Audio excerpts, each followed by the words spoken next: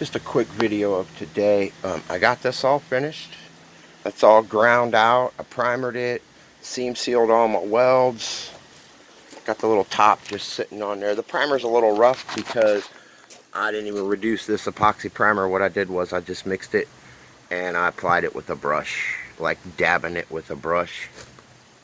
I'll scuff it back down before I paint it. I got all these holes sealed with caps where the bolts are underneath there to bolt this down. There's the door for or the hatch. I don't know. I'm going to bolt that down. Door, hatch, whatever you want to call it. That'll be bolted down, get bed lined over. The same with this. Bolted down, bed lined over. It ain't like I'll have to take that off. I just put a new fuel pump and all new fuel lines and everything on it and injectors. But if ever need be, comes a time that I have to get to the fuel pump, I'll just have to cut back some bed liner and take a few screws out and pull that pan off. Here's what I got to work on inside the wheel, which looks better than what I thought. That one there is rusted out. This one's fine. The plug, I just pushed it out. This plug's the same way.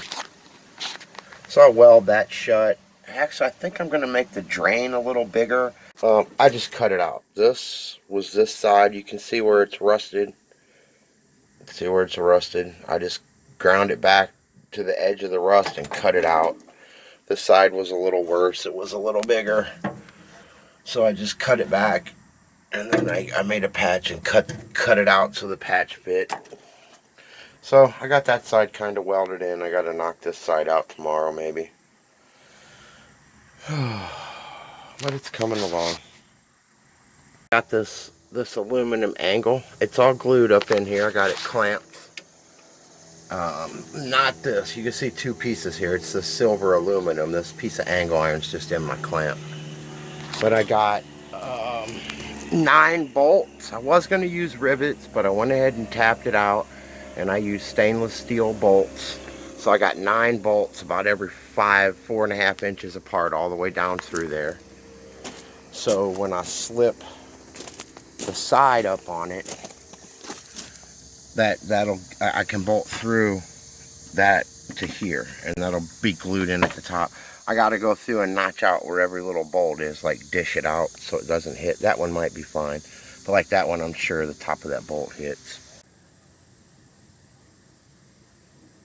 Finishing up some final stages on this bed. I got this aluminum rail in, and you can see how the inside panel will pull up to it. And I think what I'm going to do is, when I glue this on, instead of riveting this or anything, I'm going to get like some flat domed Allen type small bolts, probably like the 832s, and I'm going to drill this out, put about 10 or 12 bolts down through there.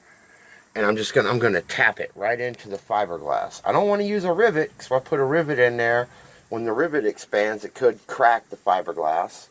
And I don't want to use like a body type self-threading bolt, because it could do the same thing. So the top of that is full of, that's about a 1/2 inch thick of solid fiberglass up on the top.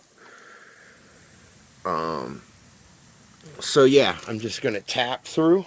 I'm going to tap right into the fiberglass. When I glue that and clamp it, then I'm going to put all my bolts in there and bolt that to it. I got to kind of cut this on an angle right here.